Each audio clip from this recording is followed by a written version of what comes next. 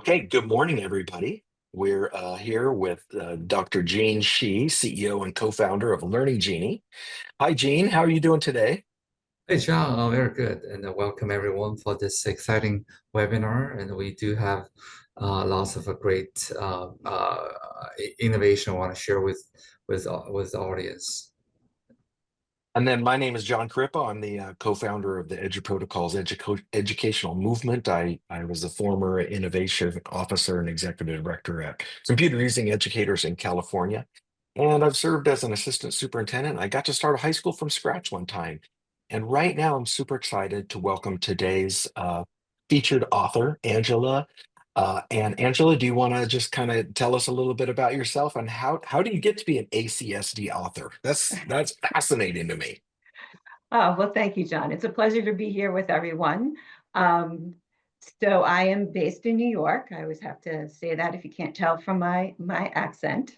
But I have been facilitating curriculum design and related the assessment and instruction for about 25, 30 years. So the books have really been highlighting the work and the journey of the schools that I've been working with and how looking at curriculum has impacted their practice. Yeah, and so you and I started at about the same time because I think this is about year 28 for me, and it's been fascinating to see things come and go, right? We had a flipped classroom came and went, and we had, everybody was going crazy for Marzano, and then they switched to Hattie, and then Fullen showed up. And so I'm really excited for you to share with everybody today some of your thinking and experience using Learning Genie, which features agentic AI to facilitate. All of this experience you have and using AI to leverage that, I'm thinking that's going to be really exciting to see. So thank you, John. Yeah. So our goal for today is to take a look at the role of curriculum and what we can do to really leverage it so that we can impact student learning. So we're going to be taking a look at the role of standards, which is pretty much what's associated with curriculum design, but we have to go past the surface level of, geez, there's only one kind of standard. We want to take a look at how when we can examine our curriculum through multiple standards that represent multiple outcomes for students, how that really changes what happens in the classroom. And we're going to use some examples that talk about how we can make curriculum relevant to students' lives through localization, how it can be meaningful for them. So what I'm going to ask the audience to do is just to take a second and to write down or to think about what they hope students will know, understand, and be able to demonstrate as a result of being in their classroom, their district, their school. So it takes about 3 or 4 seconds just to think about that, and then to drop what they're thinking right into the chat so we can see that.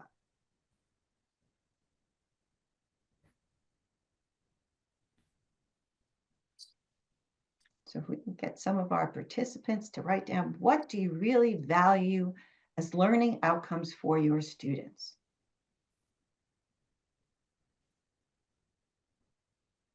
And let's see, Robert Mayfield says skills that will benefit them beyond the classroom. And I think, Angela, I think you're going to have some stuff for us on that. Yes. Maureen says critical thinking skills. And then Tanya, how to learn, foundational learning. That's a great one. Curiosity, risk taking, and independence. And that's from Elizabeth, which is a good point too, Angela. We talked about this in the pre-show. Not all the standards are all the things that matter. Yeah. Yeah. So to It's a see it. bigger situation. Linda says interpersonal skills. Yeah. So what you're beginning to see in this list that's being generated in the chat box is that the teachers and the educators who are with us really may have a lot of different terms that they're using to describe similar outcomes. They also are generating lists of what they value for student outcomes that transcends or goes beyond. It goes beyond content. It transcends one content to be very interdisciplinary. And so I think it illustrates, or this image illustrates really how sometimes in education, we have a lot of different responsibilities as educators. We have a lot of different priorities. And with all of that, it gets jumbled, right? It's hard to see them clearly. So the Mhm. work that I've done in education, in writing my two AACD books, is one is I talked about, all curriculum, regardless of what it looks like, has these common attributes. And when we can distinguish and really identify those common attributes, we're able to use our curriculum a little bit more efficiently. But then from that original work, I went into making curriculum matter. And making curriculum matter, it takes all of these goals for students, all the priorities that educators have, and it organizes it in a way that allows educators to identify and to talk about valued outcomes more intentionally. Angela, you're making me think of that. I love that quote by Sir Ken Robinson, which is that teachers are not content delivery systems. They are the masters of the human learning. And I think you're really getting to the sweet spot on that. Yeah, and I think that this illustration here that comes from the Portrait of a Graduate takes that idea and says, we have to learn more than just the what.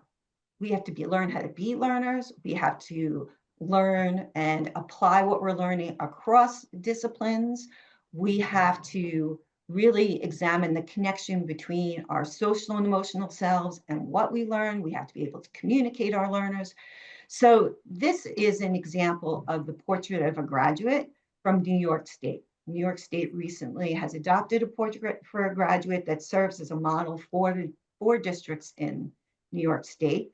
And this is something that Bill Blass is going to dive into deeply in the next session. But I think it's a way of looking and organizing all those priorities that came up in in the chat box. And when Yeah. you can organize and when you can talk about curriculum through different lenses, you're able to be much more efficient and you're able to guide students in seeing how they are a global citizen and effective communicators. But for that to happen, the curriculum really has to align with these outcomes. Right? Angela, as you're transitioning to the next slide, there were probably about 35 comments, and nobody said standard 7.4, students will. Like not one person was putting that in their wish list. And there Yeah, it matters, but I think the teacher is the arbiter of bigger things than just simply, here's a formula. yeah.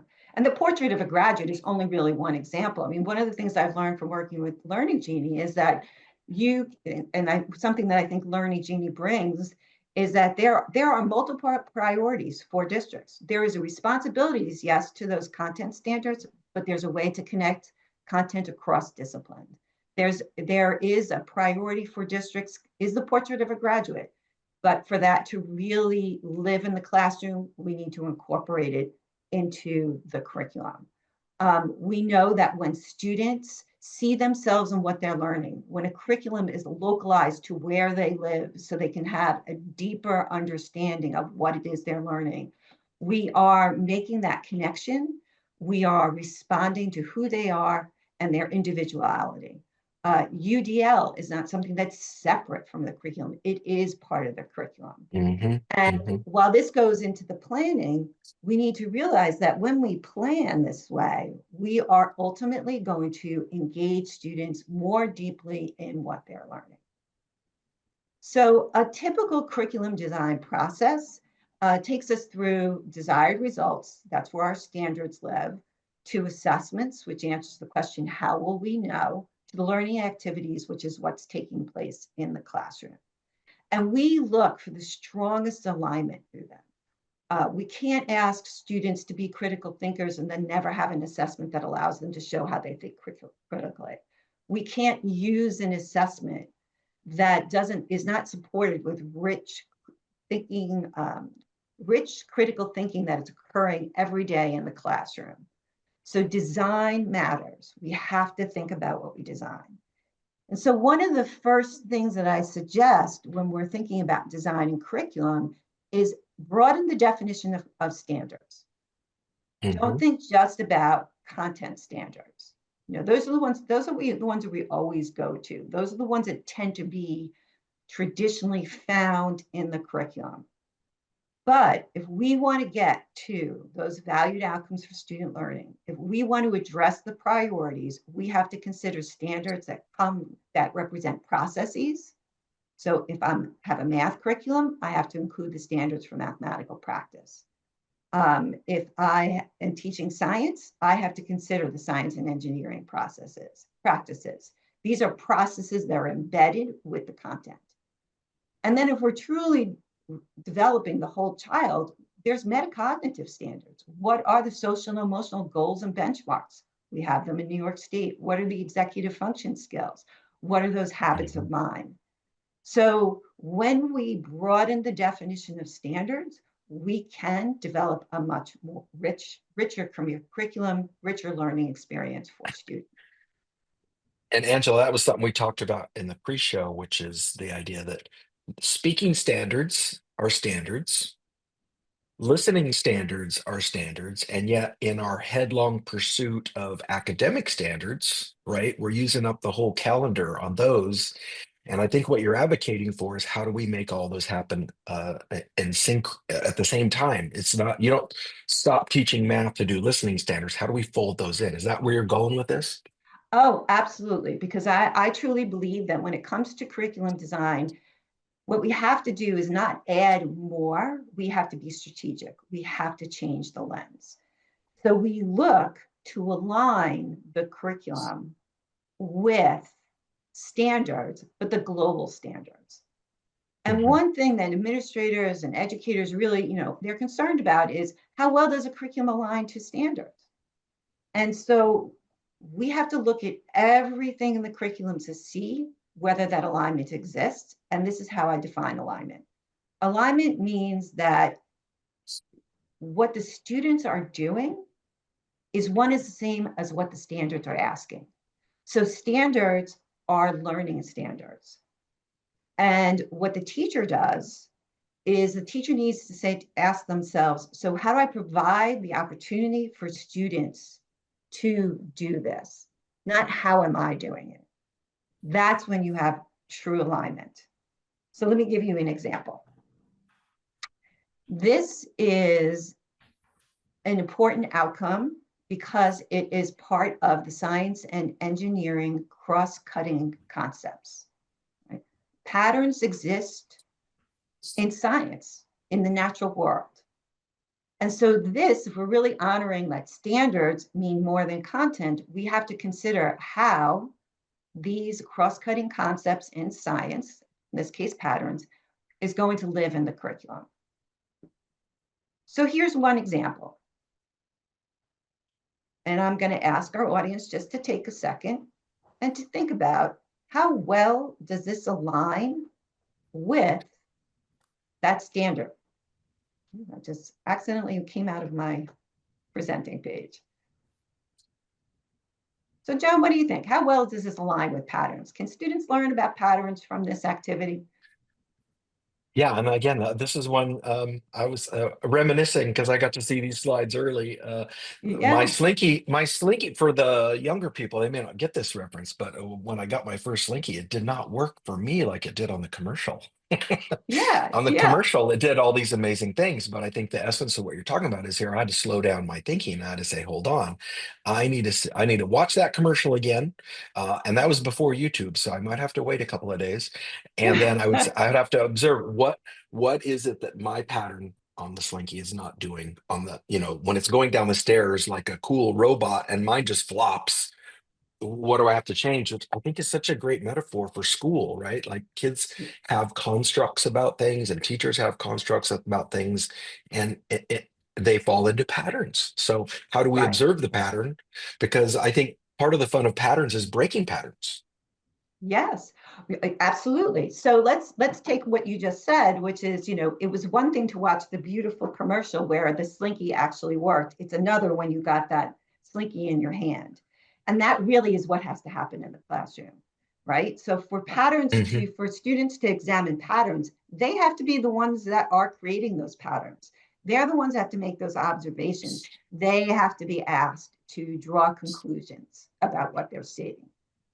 And I love how So, it says that they analyze the pattern as the rate increases. And that's one of the things that we like about protocols is real-time feedback. So you don't wait till the end of the week to tell kids how they're doing. You tell them, oh my gosh, you guys, look at what happened. Almost everybody did this part or this way or struggled. And then they can immediately adjust their learning.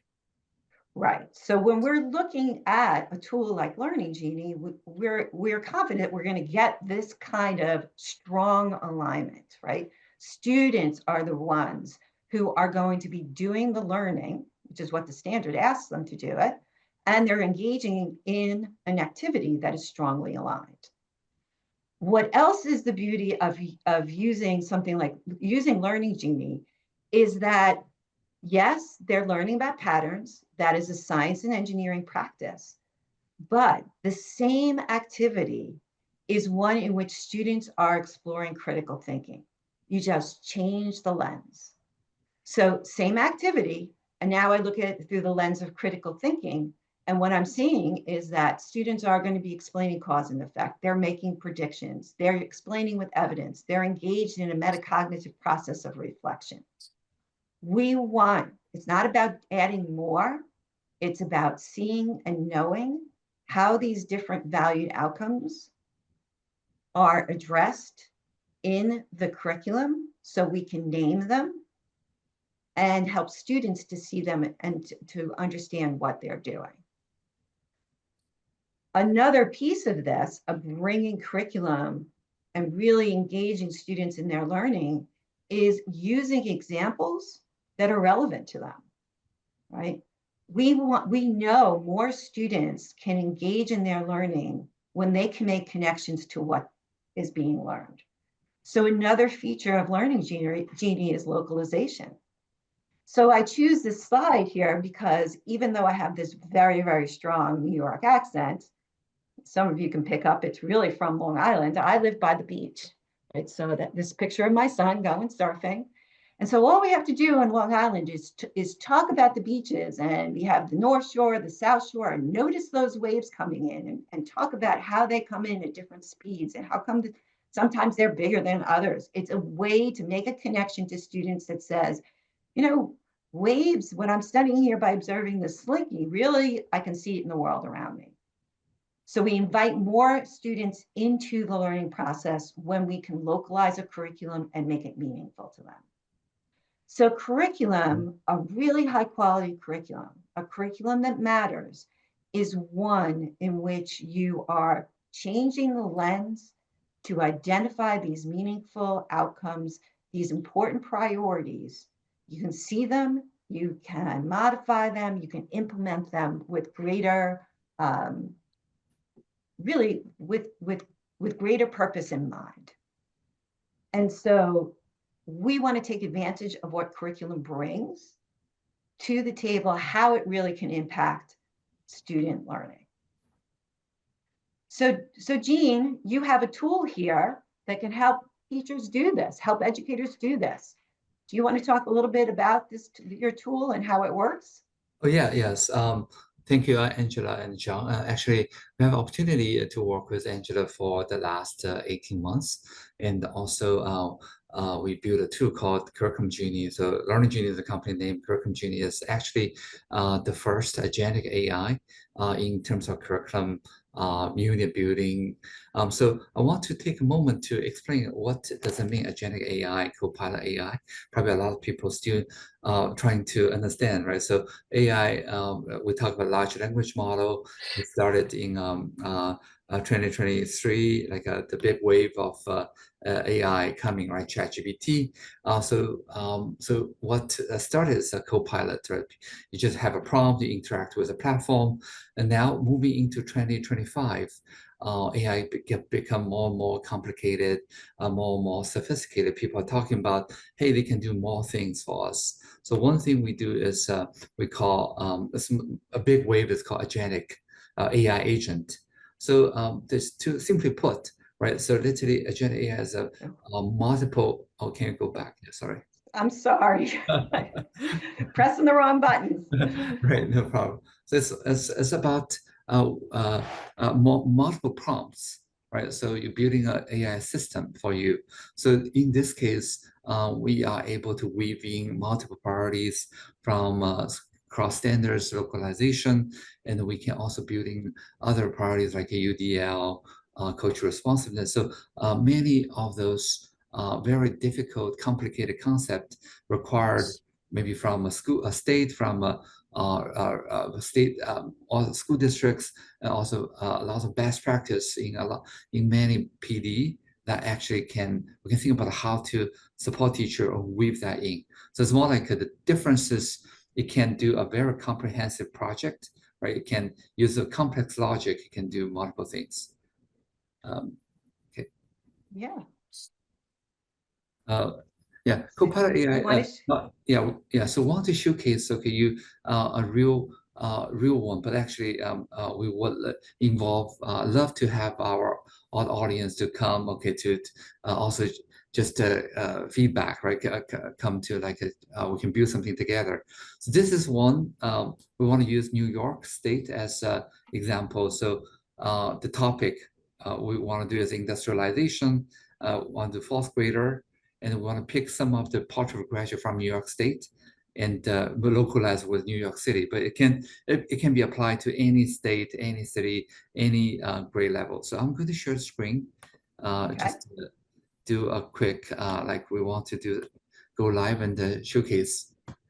So actually, if you search, yeah, so it's called Curriculum Genie. Is the agent. Okay, Curriculum Genie actually is the agent.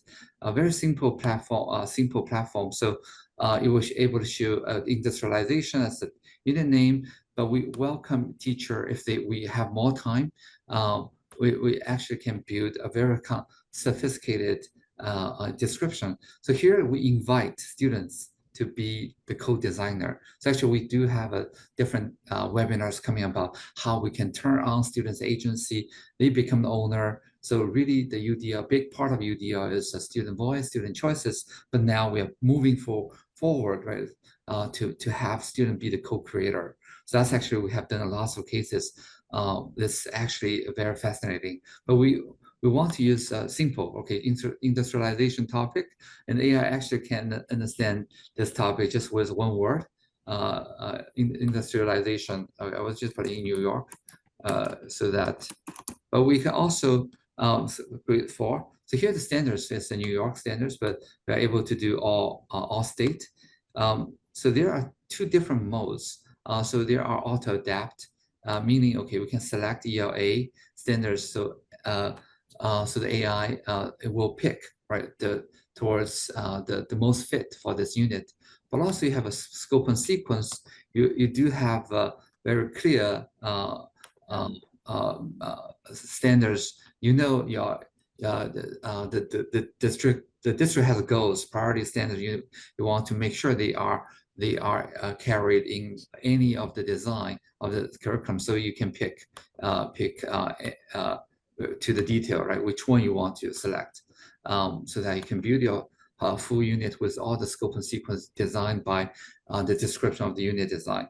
But here we will just use a very simple thing, just to pick the adapt. Okay, let it auto adapt. So we pick ELA and social study as the standards, but we can also weave multiple subjects, right? So if you want to, so some of the project-based, you actually need to have 3 or 4 different subjects to weave that together. Yeah, you can do that. Okay. So about portrait of graduates. So here we just do some sample of a New York portrait of graduate. There are 7, but we'll pick 3. But literally, you are able to weave that in with all. And also, just want to showcase very useful thing as well. Like we can localize the industrialization in different different area. Can be New York in New York City, but also it can be in Illinois, Chicago, or anywhere like Nebraska. We can all do this topic within, but we'll choose New York as our setting. So yeah, very simple. Just after you finish this, you're able to just generate. So this actual agent works, trying to work with the a curriculum designer, could be a school district curriculum team, but also a teacher can also use that. But it's human, still human in the center. So being this, the core of the whole process is there's a lot of ways. Okay, so teachers or our curriculum team leader is able to interact right with the AI all the time, so agent can learn. But actually, let's read. Okay, what does it do for us? For fourth grader, we have a New York portrait of a graduate, and to focusing New York right industrialization. So it gives a unit overview. Right, in this unit, student will explore the significant period of industrialization in New York, focus on how advancements in technology and influx of immigrants and transformed the state. They will delve into the historical, social, and the technological aspects of this era, connecting past events to the community's development through hands-on activities. Students will learn about the impact of industrialization on transportation, communication, and daily life. So that's actually what AI provided for us. But here we are able to chime in. So Angela, do you think it's a good start? Yeah, yes, I do. Knowing New York State curriculum well, yeah. So this is definitely an emphasis in New York State, and I like the fact that it's really getting into the heart of what students are going to learn in the unit, right? So it's what the outcome is. I am particularly like the way that the unit, what happens next. So I'll have you explain that, because I think that's where you can see how the unit is going to look at these multiple outcomes and these multiple priorities. Right. Yeah. So here I want to go a little bit deeper in the unit trajectory, because it's kind of starting to weave in the 21st century skills like portrait of a graduate. So Yes. what skills it will be practice developed? It will develop creative communication skills by adapting their communication style to presenting historical information clearly and engagingly. And also here critical thinking will be encouraged as students analyze diverse source of information. So give more like a design, right? Outcome, design those into the unit design level, the top level.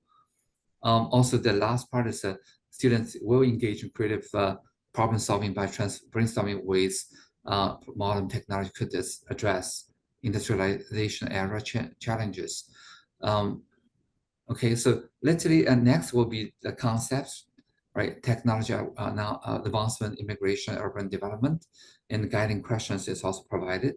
So if you do have guiding questions or other materials, if you want to use that, you can copy. Certainly, you can copy change here. You can also enhance the unit by tell them, hey, I want to add some different concept. It will just update for you. Okay, so it's more like interact with AI. But if we like this, Angela, think it's a good starting point. We can go next. Yeah. Okay. Yeah. All right. So let's go next. So it's actually help us to think. Okay, if we're designing for how many weeks? I think. We design for one.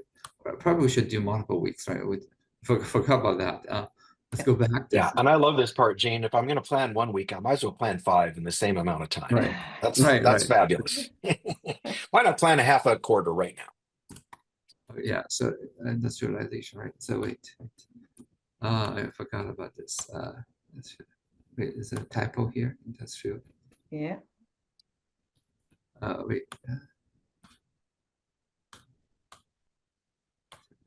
Sorry. And that box that Jane's working in right now for you guys, just think of that as almost like a chat GPT window. You could put anything in there. You could say, I want to have it about sloths. You could say, I want it to feature this diner in my town in New York. You could say, look at it from the perspective of an immigrant in the 1880s. That box doesn't care what you put in there. Right. Yeah. So actually, we demonstrate. Okay, if we want to do 1 week, and then you can do multiple weeks. This actually can up to 8 or 9 weeks. So if you want to design very comprehensive units, you're able to do. So a lot of information, critical thinking, it's actually changed a little bit, right? So from the critical thinking, problem solving, critical thinking, but it's actually embedded those part of graduate. I think let's go next to start to brainstorm with us with teacher with a curriculum team about okay, what 4 weeks should look like. Okay, yeah, it's coming. So here how it's being organized, right? So you have a theme overview, but you can also introduce any readings, standards you can change in a part of graduate. So it's starting to distribute, okay, it's a very complicated, right, 4 weeks and how we are able to focus and weave that in. So you are able to do that. So it actually, but also you can change how many sessions per week, right? So week 1 is discovering innovations, immigrant stories, building communities, and connecting the past and present. That's what the current, so for this for this whole 4 weeks.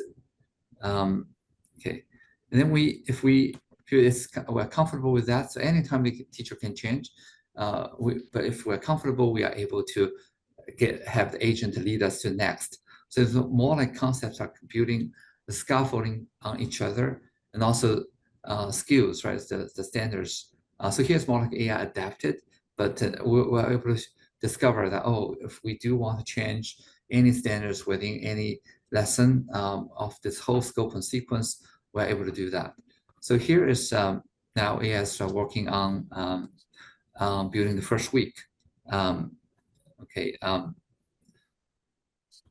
and actually it's building all 4 weeks. So literally all 4 weeks, they are connecting each lesson, building scaffolding to each other, so that actually we actually can see different weeks. For example, Yeah. And what I like about this part, Gene, is what Learning Genie does is it provides a really neat cohesion. But it's not just a series of things people have grabbed off of the internet or TPT or I don't know about you guys. When I took over my first classroom, they gave me a file cabinet full of workbooks and they said, there you go. So it's not just being cobbled together, it's very thoughtful. And that's kind of Gene, I think that's the agentic piece, right? It is building these thematic things that flow together because it knows what you need as an educator. Right, right. So here, for example, for the first lesson, I think so teachers, they are still able to select different standards. Here's more like reading, but if they feel like we want to add additional literary text and the standards in, so still like it's interact, right? We can pick and also we can also building multiple part of graduate. So here, AI recommended something, but we are still in charge. So Yeah. the first lesson is I- steaming into the past. Go ahead, Angela. No, I really feel that this is important because there are a reasonable amount of standards. There's a tendency to put too many standards in one lesson, Hmm. and so it's not done well. There is the opportunity here of what I would call changing the lens, right? So we have the content, we maybe have the ELA, but we also have these important outcomes for student learning that are in the portrait of a graduate. So I appreciate this as a feature and the idea that sometimes teachers will say, this is a place where I want to combine these two standards. So I can just do it as it's happening, as I'm building it. Hmm. Hmm. Yeah. So here's the active description. So we can go ahead. Okay, want to view the lesson, the true what it will represent. Yeah, we also John is actually a co-founder of Edge Particles. So there's a lot of Edge Particles templates we are using. We weaved in as a student, right? Engaging strategy. So I would just go ahead to apply those templates. So it's actually AI starting to build in front of us the whole thing. Uh, okay, let's starting with the steaming to the past. Okay, so with the standards, preparation time, and also activity duration, everything. Let's see. A little bit slow today. Apologize. So yeah, the structure of this is it gives us the objective, the materials, the vocabulary, implementation steps, which is particularly useful for new teacher or sub teacher, so they can follow those steps. But also we create a lot of find resources from like PBS, from a lot of this is about lots of technology. So we actually are bringing lots of resources from like Dexter and NASA, so that's actually enrich the classroom. Like teacher can use and can access. Hey, Gene. Mhm. Gene, a quick question.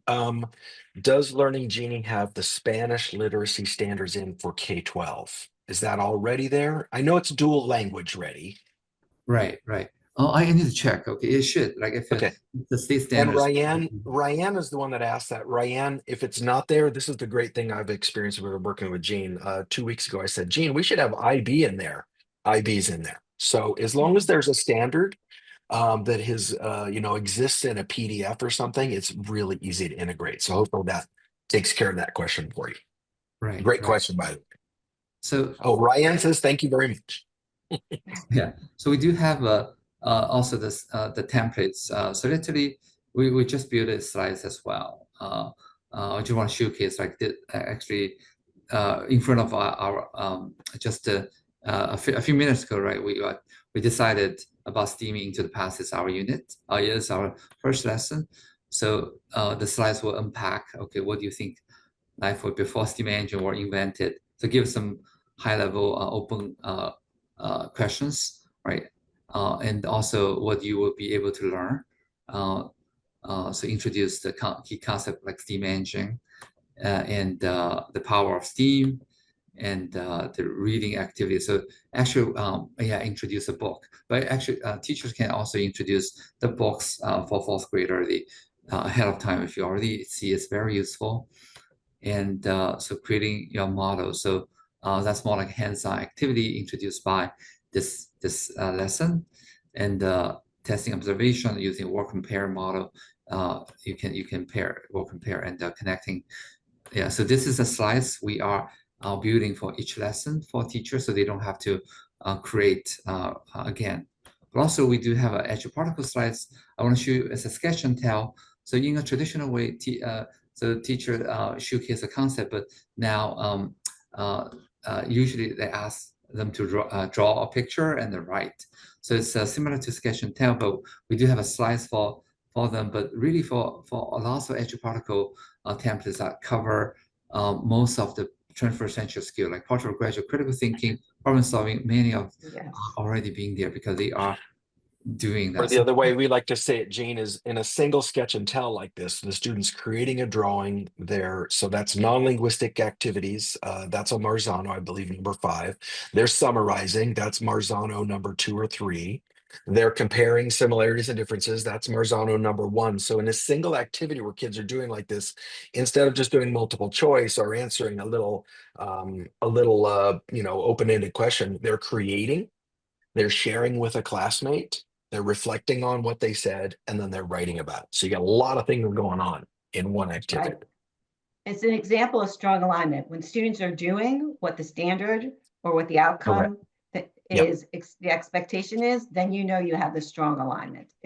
So it's really important that we're gearing these tools, these tools are geared towards that learning target, that outcome for learning. right. So AI is building these templates for teacher to use. So the key concepts, the vocabularies are will be listed here. Like you don't have to do everything, but they can cut and then just do one, right? Do one, for example, steam engine or transportation. They can draw and they can tell. So I want to showcase one thing. It's more like you can always enhance the lesson. So these are the idea. What do you want to change the lesson? So make it always relevant.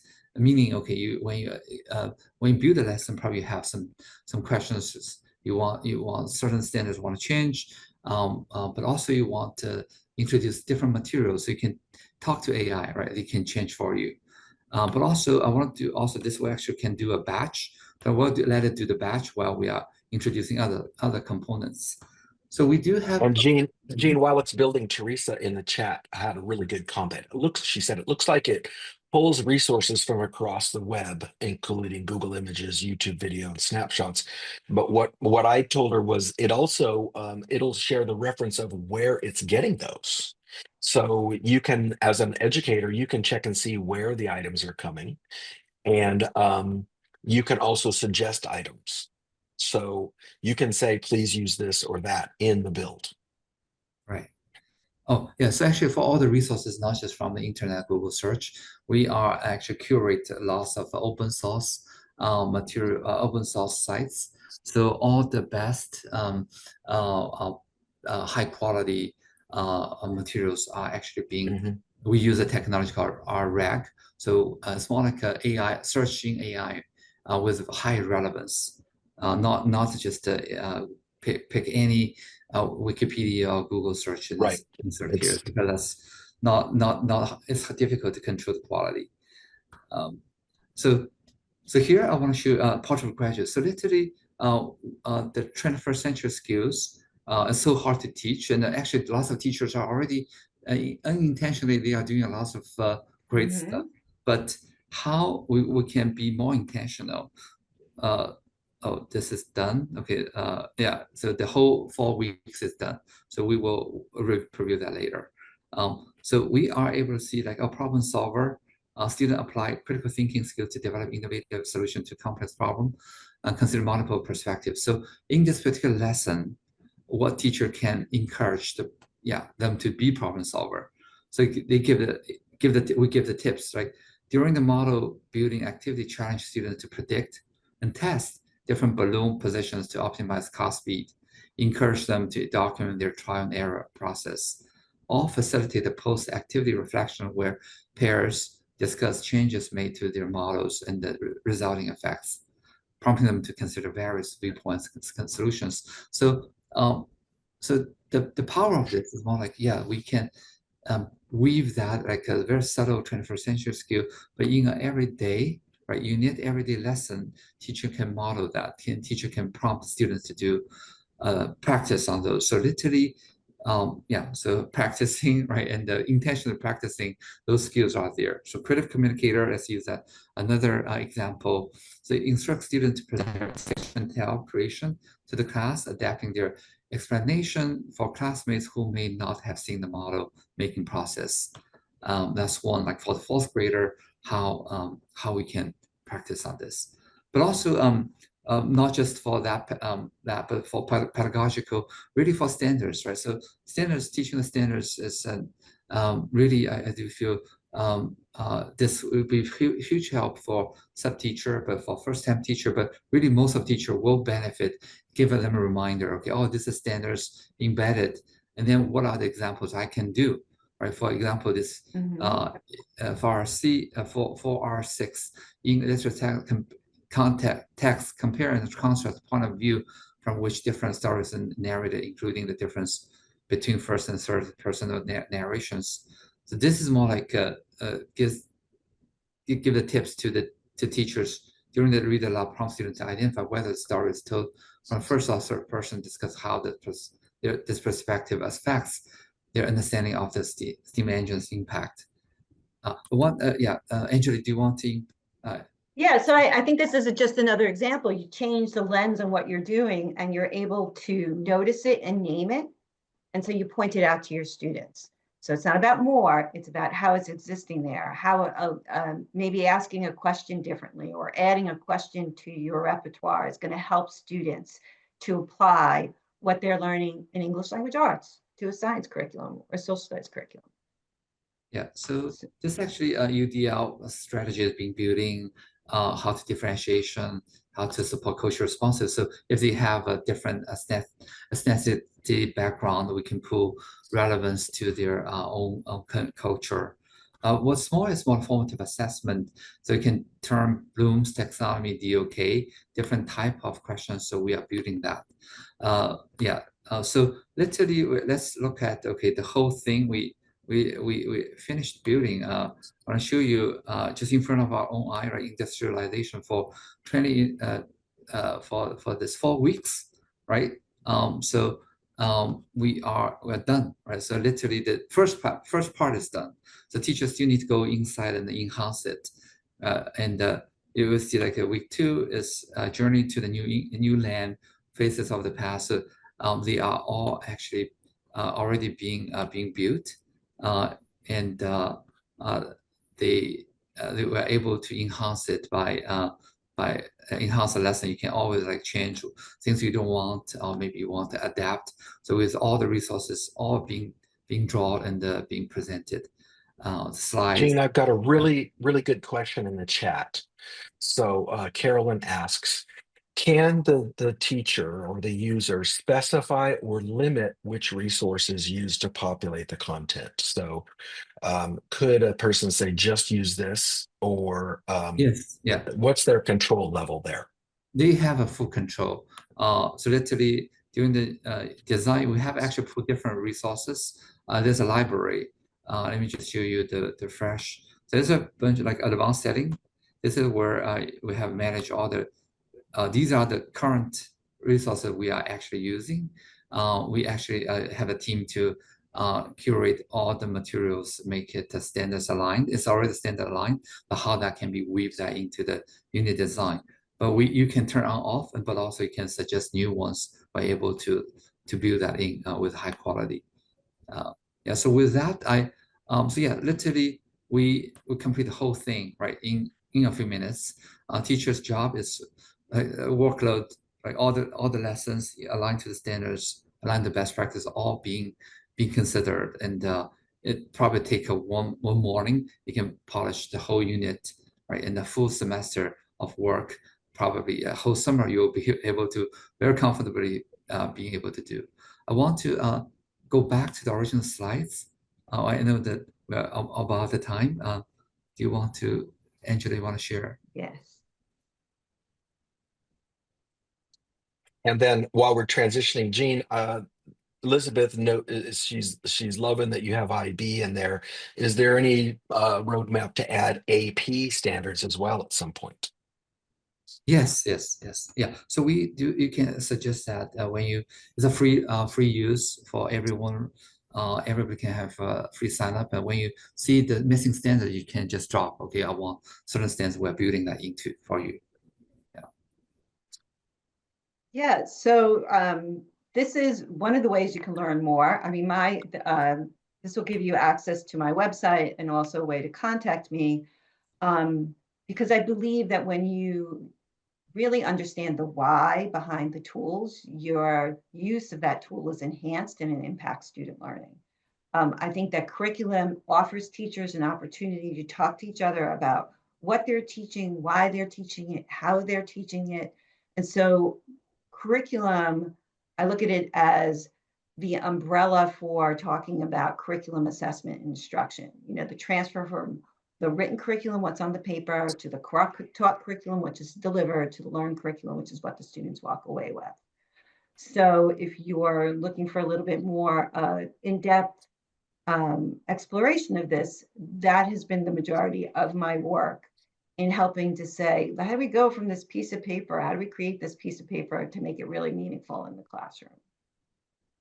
Yeah, and the piece I like if you're an administrator and your district is wanting to start going forward with portrait of a grad, or some people call it what do they call it, learner profiles.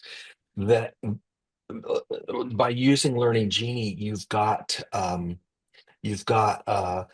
you're folding this into the whole year. So teachers aren't trying to just slap some portrait of a graduate elements in at the end of the year, because I've done that in early in my career, right? My boss was like, hey, we need more of this. I'm like, sure, no problem.